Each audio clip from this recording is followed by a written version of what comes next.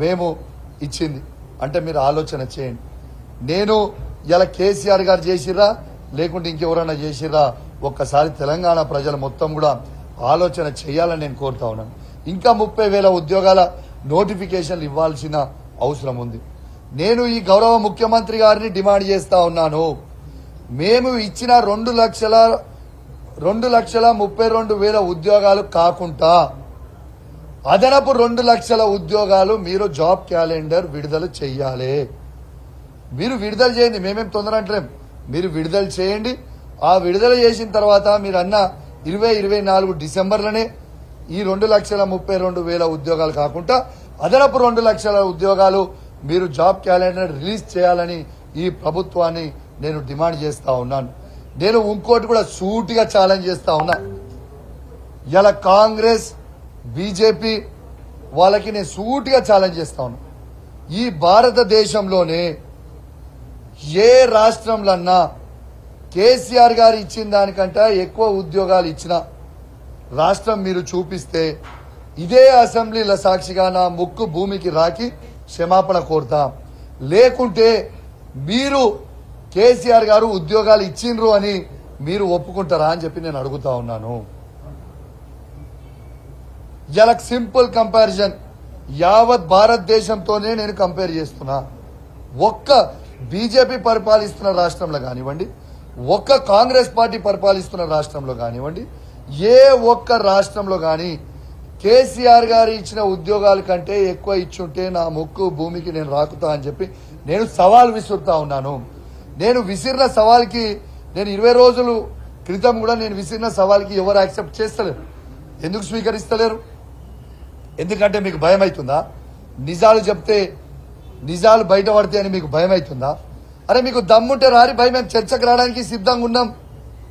మీరు రాండి, ఎవరు వస్తారో ఉద్యోగాలు ఇచ్చినామా లేదా అని చూపించడానికి మేము సిద్ధంగా ఉన్నాం. ఇది డిపార్ట్మెంట్ వైజ్ కూడా మళ్ళొక్కసారి మీకు కూడా నేను డిపార్ట్మెంట్ వైజ్ కూడా మీకు చదువుతా. అగ్రికల్చర్ అండ్ కోఆపరేషన్ సెక్రటేరియట్ 5,303 ఉద్యోగాలు. Animal husbandry dairy development and fisheries 1,135 ఉద్యోగాలు.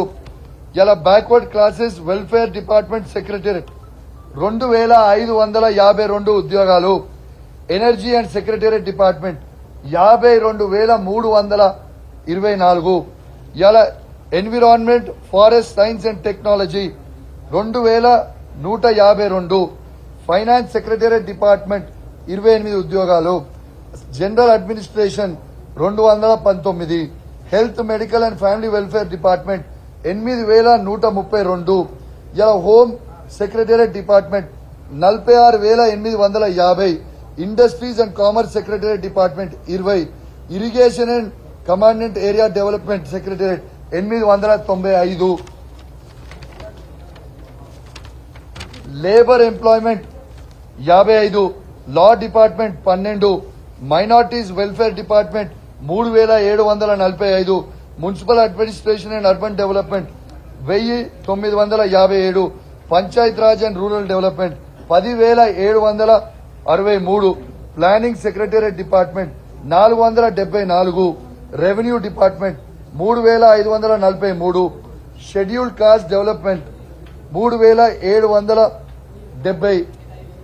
Secondary education 9,143. Tribal welfare department 1,537. Women children and disabled senior citizens 147. Transport roads and buildings departments 5,264. Total 1,60,083 ఉద్యోగాలు.